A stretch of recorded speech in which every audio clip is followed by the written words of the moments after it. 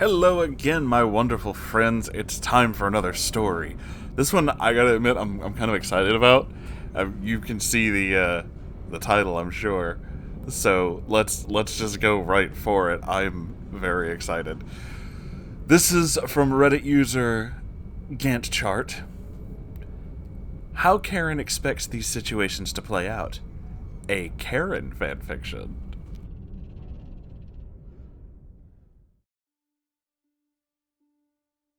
Hey Moonhorse, hello.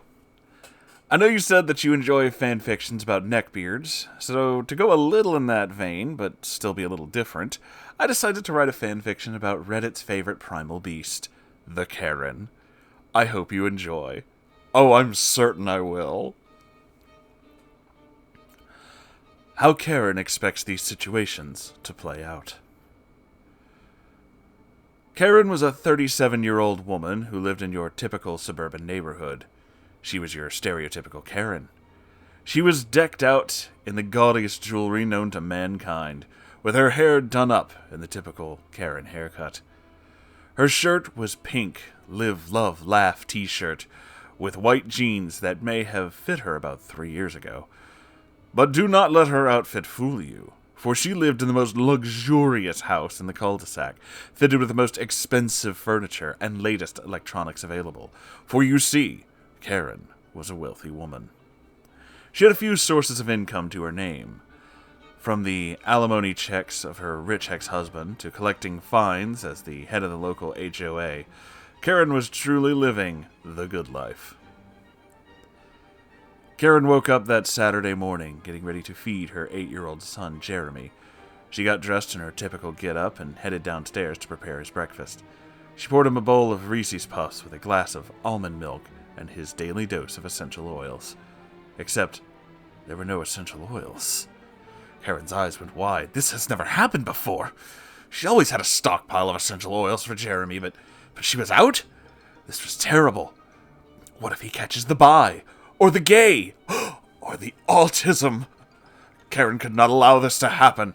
How could her son grow up to support her and give her grandkids if he was autistic? No, this simply will not do.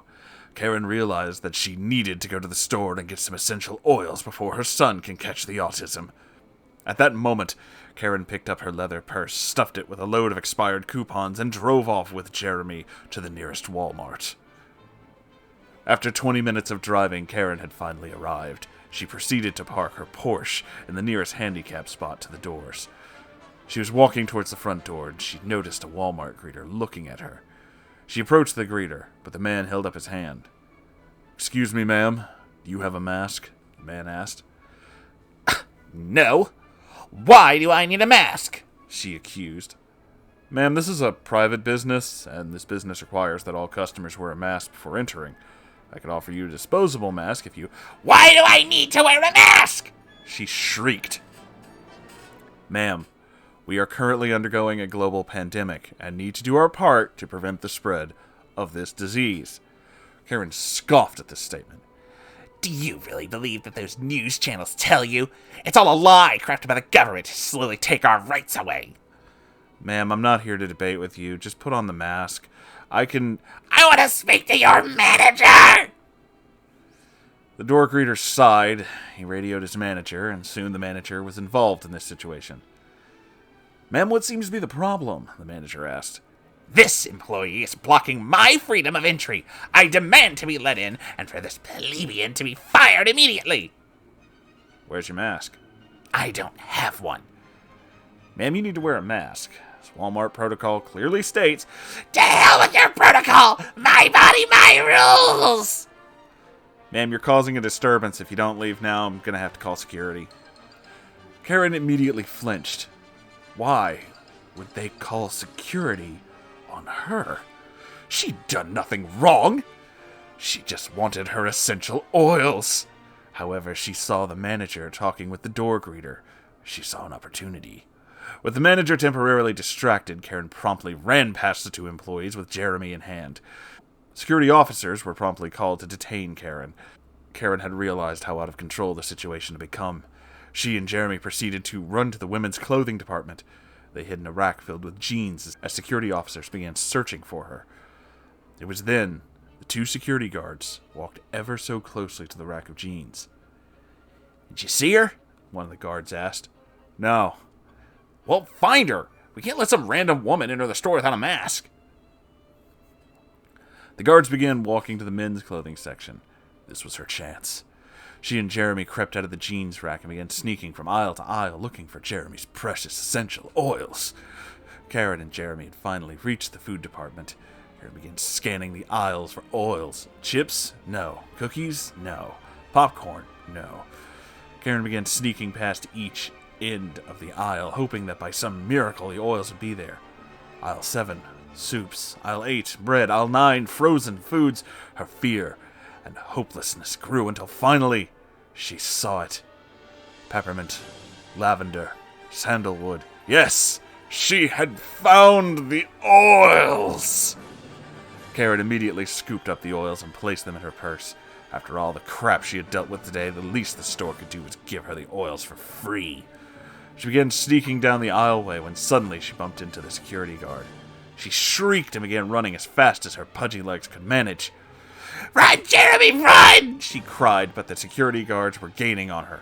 An entire crowd of people watched as Karen ran down to the doors. Almost there, she thought, when suddenly the guard tackled her to the ground.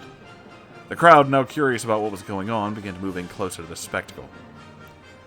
You have anything to say for yourself? One of the guards asked. Karen had realized the situation she was in. She would often talk about the injustice of the mask ordinance to her friends on their anti-vax Facebook group. She saw the wrongs they faced when internet trolls with no lives would call them stupid and rat lickers. From all the verbal abuse she remembered seeing online, she knew what she had to do. It was that moment that she played the Star-Spangled Banner on her cell phone. For years, we built a nation that was founded on the principles of freedom, to offer American people the opportunity to live their lives free from the soul-crushing boot of the government control. We built this glorious country on this ideal and created the greatest nation known to mankind. This was the America I was raised in to believe in. But now, what has become of the American people? She pointed to the crowd, all of them wearing masks. Look at you! All of you! You allowed the government to take control of your lives. You allowed the media to turn you into sheep with the lies about this virus. Are you gonna let the government dictate to you what you can and cannot do? Are you going to spit on the graves of our forefathers who fought and died for this land? Are you going to let the injustices of the mask ordinance continue to infringe on your bodily rights? I say nay! This voice is hurting my throat. Because this is the America I envision. The America I dream of. The America our forefathers fought for. So let us finally take off these masks and enjoy the rights we as Americans are entitled to. There was utter silence. Karen began looking to the crowd, who stood motionless, when suddenly one person began clapping, and then another person began clapping, and another, until the whole crowd was cheering for Karen. People in the store began removing their masks, both customer and employee alike. Everyone, put your mask back on, cried one of the guards. They won't listen to you. This crowd has had enough of your lies. These people are true Americans. Of the people, by the people, for the people. The crowd repeated the chant over and over. Of the people, by the people, for the people.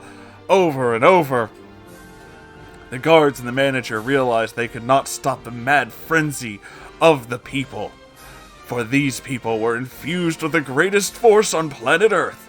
The spirit of America.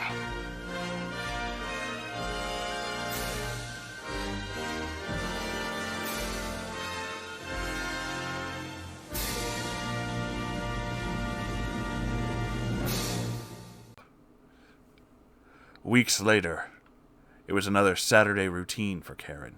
Jeremy was happily eating his cereal laced with essential oils as Karen proceeded to watch TV.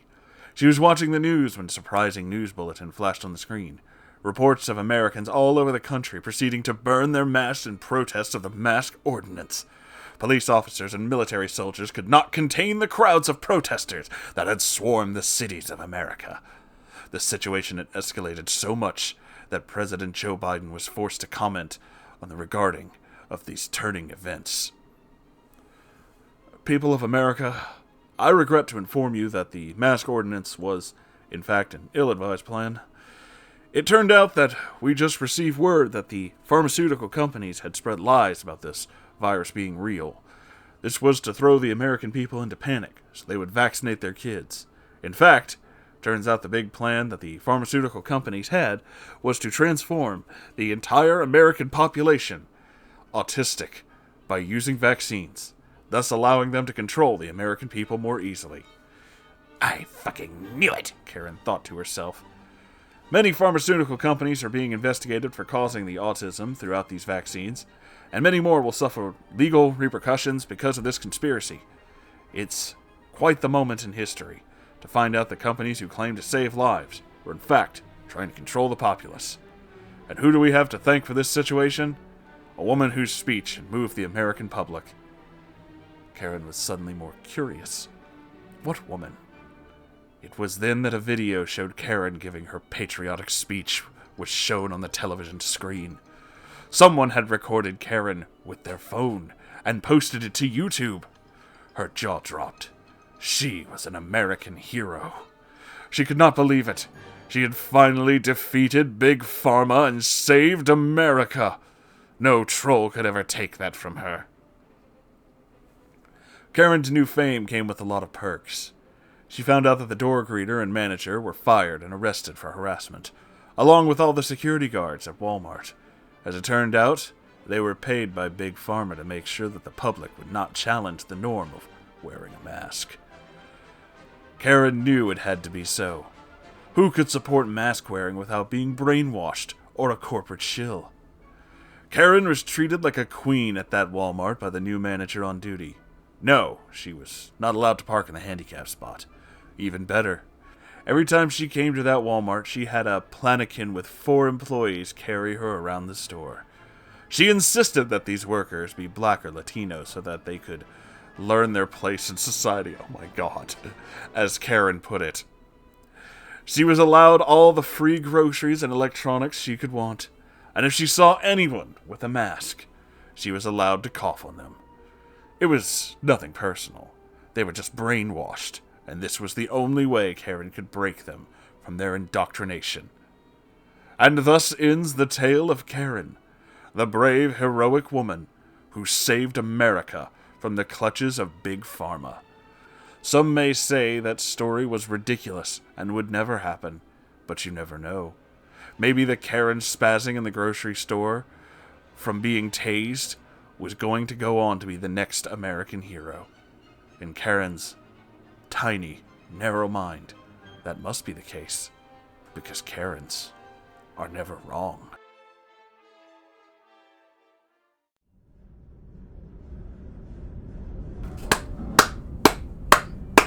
That was fucking incredible.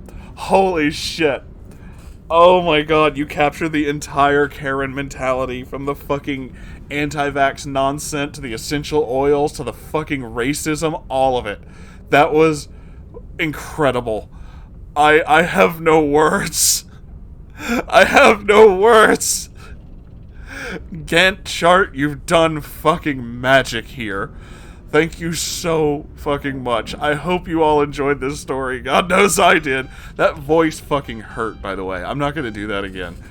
You know, not in this. Maybe another video. Not now.